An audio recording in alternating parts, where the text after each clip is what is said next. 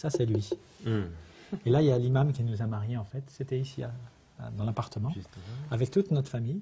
لم تكن عائلة لودوفيك مجتمعة بأكملها في هذه الصورة، فقليلون تقبلوا فكرة زواجه من صديقه قيام الجنوب أفريقي. زواج رمزي فقط لأن القانون الفرنسي لا يسمح بعد بزواج المثليين، لكنه غير مسبوق بالنسبة إلى أسرة لودوفيك المسلمة والمتحدرة من أصل جزائري. هذا هو أخوك الأكبر الذي عارض ميولك الجنسية وزواجك؟ أخي لم يتقبل كل ذلك، لكنني أتفهمه. كان يريد لعب دور الأخ الأكبر. ما يزعج في علاقة حميمية بين مثليين هو حصرها في العلاقة الجنسية. في المجتمعات العربية والإسلامية تبقى هذه المسألة من المحرمات.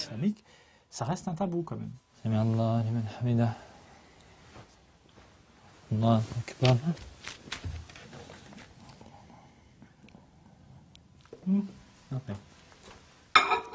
بعد زواجه من قيام في شباط فبراير الماضي، بات لودوفيك ينظر إلى الحياة بشكل آخر. عائلته التي لطالما رفضت مثليته لمست تغييرا في شخصيته.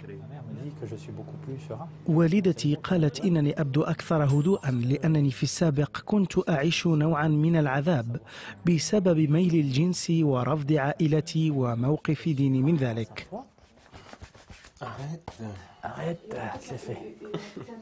قرار لودوفيك وقيام الزواج بالرغم من معارضة محيطهما في البداية لم يكن عبثيا. كمسلمين فهما يعتبران أن الزواج هو الإطار الوحيد لكل علاقة بين شخصين مغرمين ببعضهما البعض ولو كان مثليين.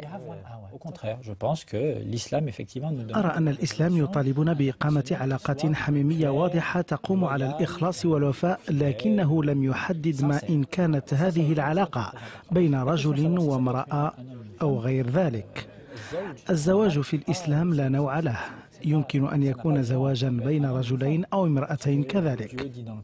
فالله عندما تحدث عن قوم لوط تحدث عن المثليين، لكن كلمة المثلية الجنسية لم ترد في القرآن. ما حرمه الله هو الاغتصاب والعنف الجنسي اللذين كانا سائدين عند قوم لوط. عندما اعتنقت الإسلام كنت قبلها مثليا، وكنت أعرف أن المسلمين يعتبرون أن المسلم لا يجب أن يكون مثليا، لكنني أتساءل دائما لماذا سيحاسبني الله على مثليتي وأنا لم أختر أن أكون كذلك. قيام كما لودوفيك مقتنعان بأنهما على صواب، قناعة لا يشاطرها كثيرون ولا سيما من العرب والمسلمين في فرنسا، فهم ما زالوا برأي لودوفيك وقيام ينظرون إلى المثلية كفاحشة. عندما نتجول هنا في مدينتنا لا نعطي انطباعا للناس بأننا زوجان، وإنما نبدو كصديقين فقط، فسكان الضواحي لا يتقبلون كثيرا المثلية الجنسية. ما قد يزعج الناس هو تبادل الحركات الحميمية علانية وتبني أطفال ومرافقتهم إلى المدرسة.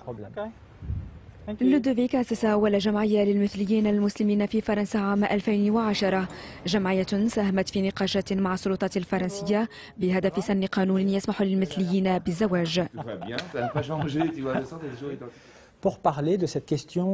تحدثنا عن رفض بعض السلطات الدينية في فرنسا لأي نقاش حول فتح باب الزواج للمثليين.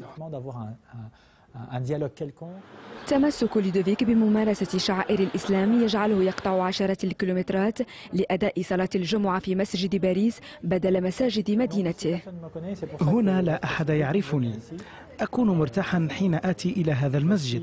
كل ما أطلب أن يعتبرني الجميع مسلما كباقي المسلمين.